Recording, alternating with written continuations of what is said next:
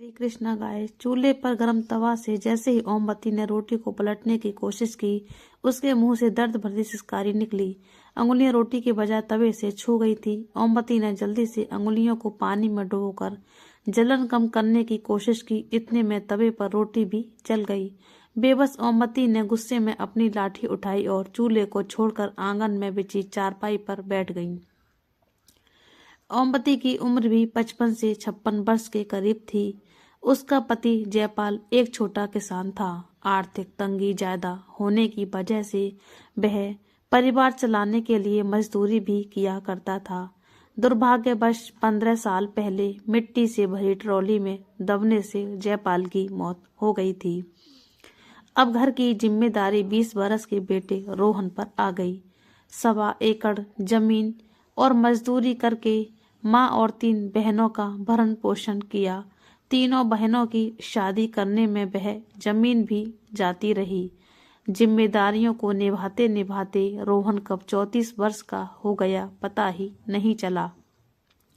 ओमवती ने नाते रिश्तेदारों में रोहन के रिश्ते की बात चलाई, मगर उम्र के और गरीबों को देखकर सबने कन्नी काट ली।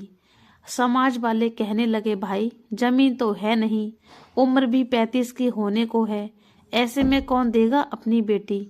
ओमवती को आंखों से दिखना कम हो गया था और हाथ पैर भी कब तक साथ देंगे। ओमवती अपनी अंगुलियों के पोरों को सहलाते हुए फिर से उठी और लाठी के सहारे चलकर चूल्हे के पास बैठ गईं।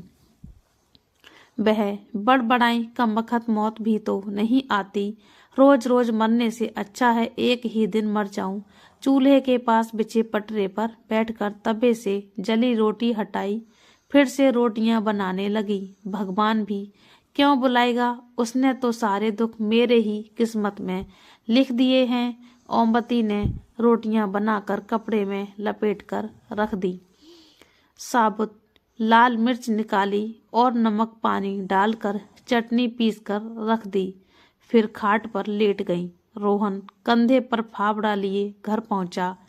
ओमवती अभी किस्मत को कोस ही रही थी कि रोहन मुस्कुराकर माँ के पास पहुंचा। क्या अम्मा, आज भी भगवान जी से शिकायत कर रही हो? हाँ, कर रही हूँ शिकायत। रोहन समझ गया। माँ की अंगुलियों के पोरों में छाले उभर आए थे। देखकर रोहन दुखी हो गया। कहने लगा, माँ कितनी बार कहा है रोटियां मैं बना दिया करूँगा, कितना वक्त लगता है थोड़ी सी रोटियों में।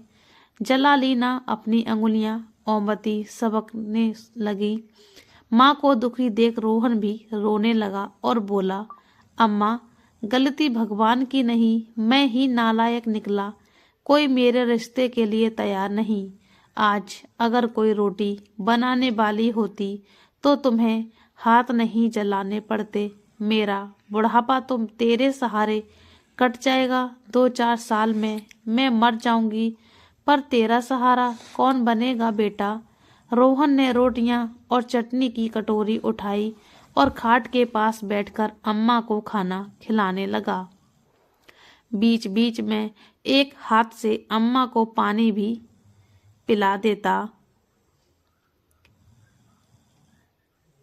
बेटे के हाथ से रोटियां खाकर ओमवती अपना सारा दुख भूल गई और हंसते हुए बोली, मेरे रोहन जैसी औलाद तो किस्मत वालों को ही मिलती है। चटनी रोटी खाकर रोहन फावड़ा लेकर निकल गया। ओमवती ने रोज की तरह अपनी लाठी उठाई और घर से बाहर निकली। कुछ दूरी पर बबूल का बड़ा सा पेड़ था। वहां पर पेड़ के नीचे औरतें घर के काम से फ्री होकर टाइम पास और हंसी मजाक के लिए जमा हो जाती थीं। ओमवती को देखते ही 2 औरतों ने आगे बढ़कर ओमवती को सहारा दिया और खाट पर बिठाया और उसको सम्मान देने के लिए सभी ने उसके पैर छुए। उनमें से एक बोली, माँ जी रोहन चला गया क्या? हाँ, रोटी खाने आया था, खाकर चला गया। दूसरी बोली, और क्या कोई होती तो रुकता भी, माँ जी के बाहर जाने का इंतजार करता। सभी औरतें खिलखिलाकर हंस पड़ी। ओमवती ने बुरा नहीं माना। वह जानती थी जैसी भी हैं औरतें खराब नहीं हैं, साफ दिल की हैं, तभी तो उस जैसी गरीब बेबस को इज्जत देती हैं। औरतों ने ओमवती को चुप देखकर बात शुरू की। माँ जी, रोटी बेलने वाली चाहिए एक, किसी रिश्तेदार से कहिए, रिश्ते के लिए कोई गरीब की ही बेटी हो, सबसे बोल लिया। ओमवती ने बात अधूरी छोड़ दी।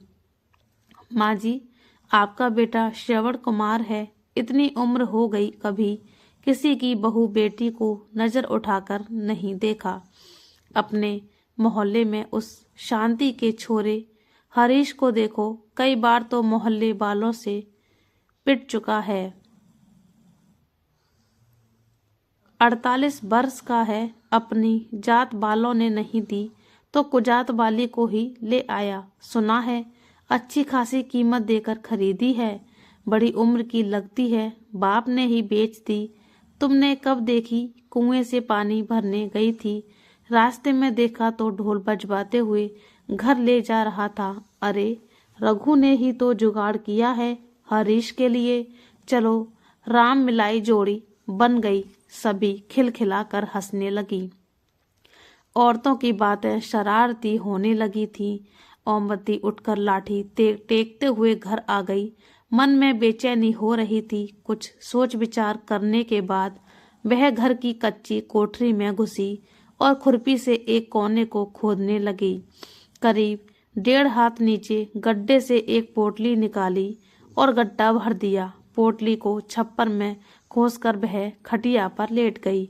रोहन का काम से लौटकर आने का वक्त हो चुका था, मगर ओमवती ने रात की रोटियां नहीं बनाई।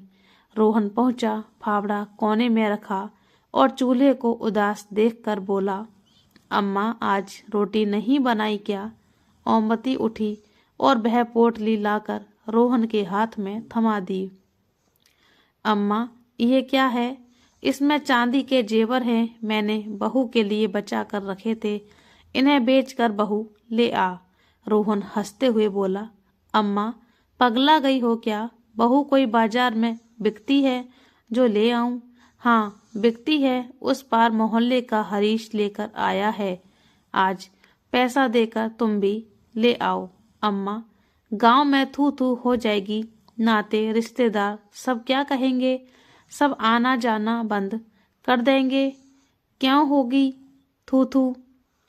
इतनी ही चिंता है नाते रिश्तेदारों की तो क्यों नहीं करा देते तुम्हारा ब्याह? किसी ने पूछा है आज तक तुझसे मरते मरते अंगुलियां जलाऊं मैं? जीते जीते सुख नहीं देखा, बिना पोता पोती का मुंह देखे मारना चाहता है क्या मुझे? ओमवती फपक कर रो पड़ी। अम्मा के आंसू रोहन से नहीं देखे गए। रुआसी आवाज में बोला, अम्मा रो मत, तू जैसा कहेगी मैं वैसा ही करूँगा, तेरे सिवाय मेरा है ही कौन दुनिया में? अब चुप हो जा। रोहन की बात सुनकर ओमवती के आंसू थम गए। वह ऐसे खुश हुई जैसे बेटे की सगाई पक्की हो गई हो, जैसे बहू आने ही वाली है। ओमवती की खुशियों को पंख लग गए। पूरी उमंग के साथ उठी और झटपट खाना बनाया। सुबह होते ही रोहन साइकिल लेकर बाजार गया।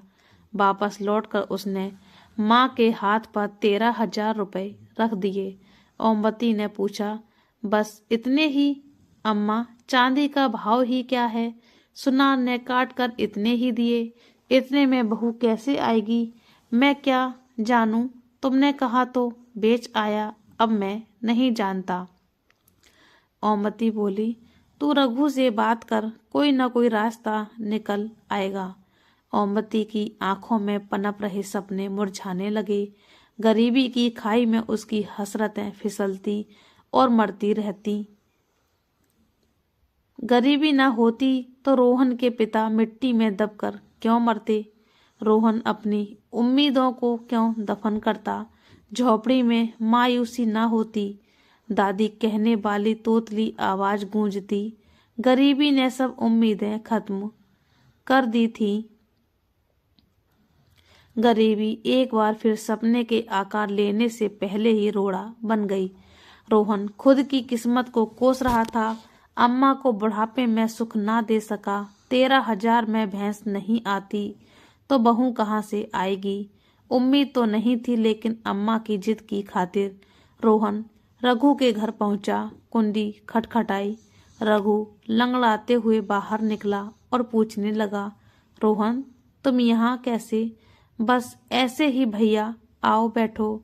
काफी देर तक इधर उधर की बातें करने के बाद भी रोहन के मुंह से असली बात नहीं निकली। रघु ने मसला भाप लिया। बोला, रोहन तुम्हारे ब्याह का क्या हुआ? कुछ बात बनी? नहीं भैया, इसी आस से आपके पास आया हूँ। आस से मतलब? भैया, जैसे हरीश को औरत दिलाई वैसे मुझ पर भी मेहरबानी कर देते।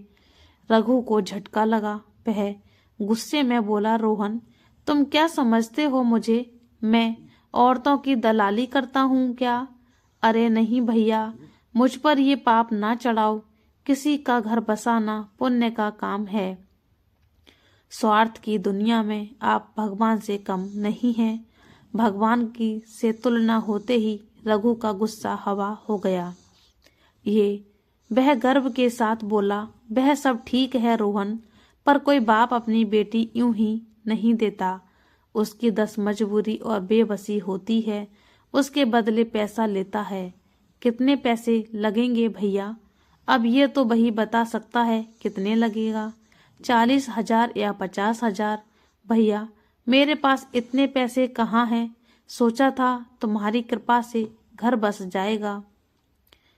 कितने हैं तुम्हारे पास? मेरी हालत आपसे छुपी थोड़े ही है, 10,000 है।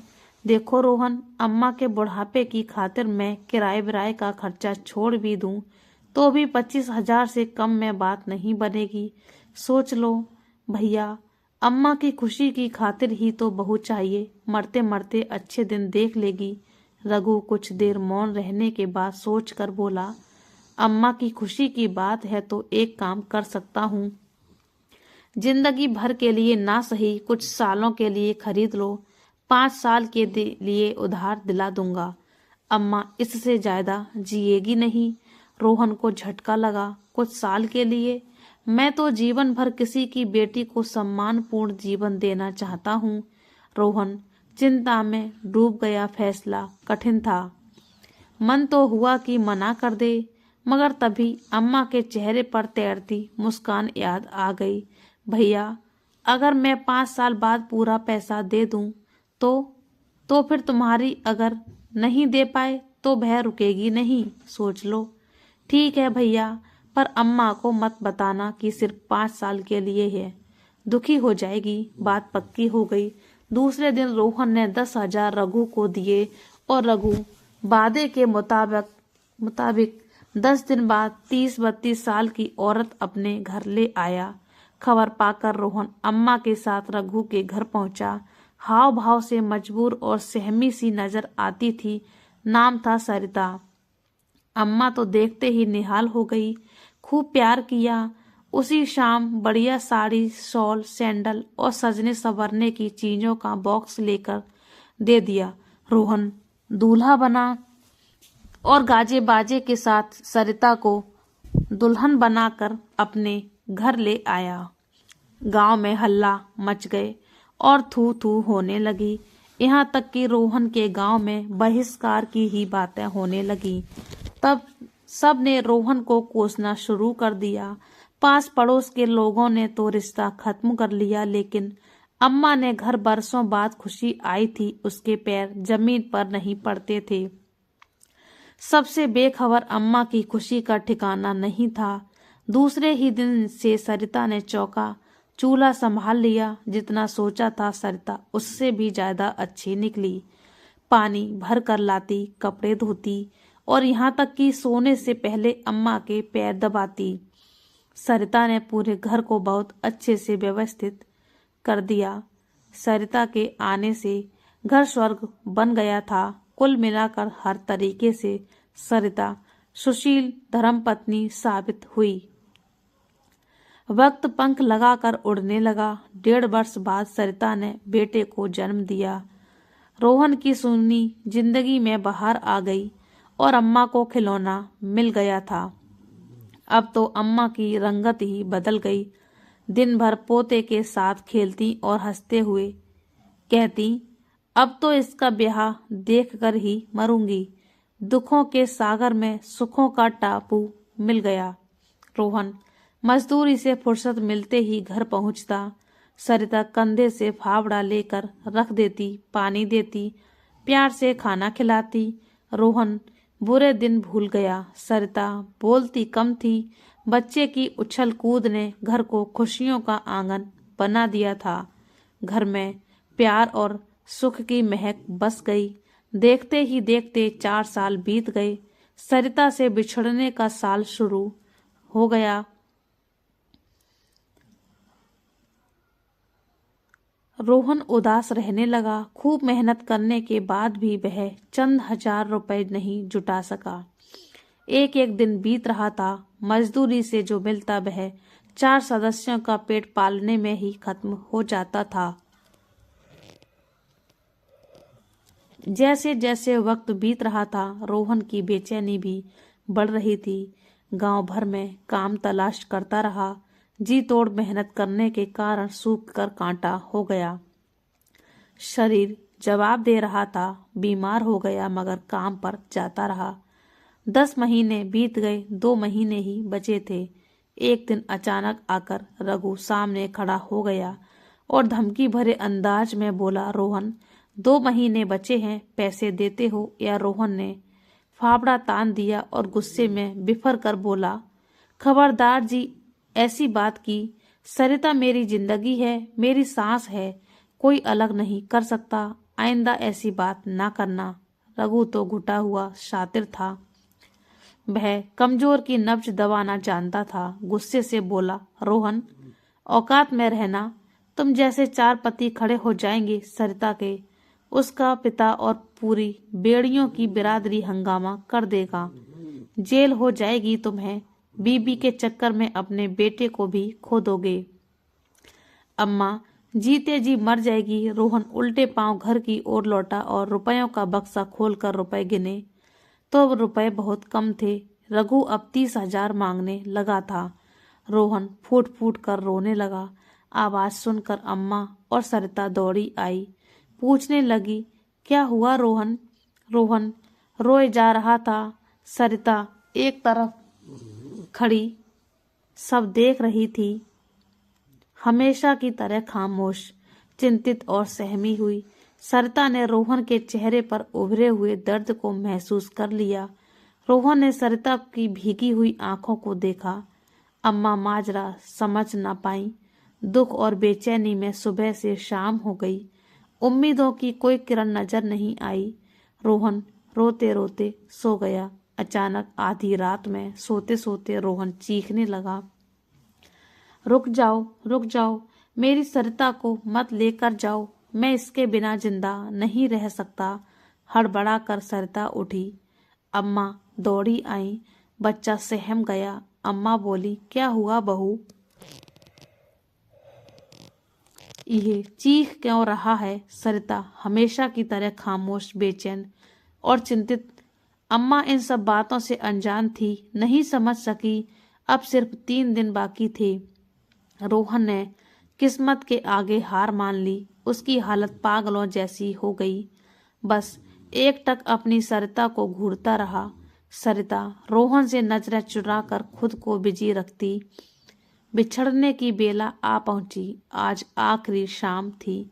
रोहन ने 3 दिन से मुंह में निवाला तक नहीं लिया था।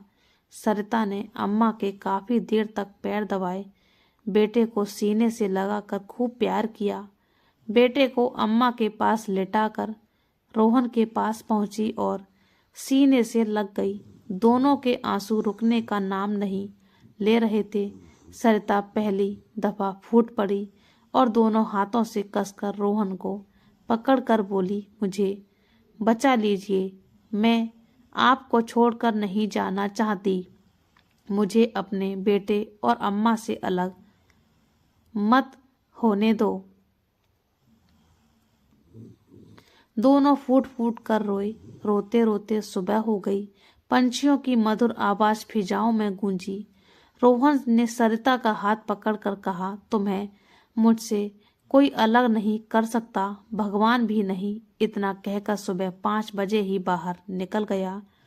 सरिता की हालत बिल्कुल ऐसी सुहागन की थी जिसे कुछ देर में विधवा का आवास हो चुका था।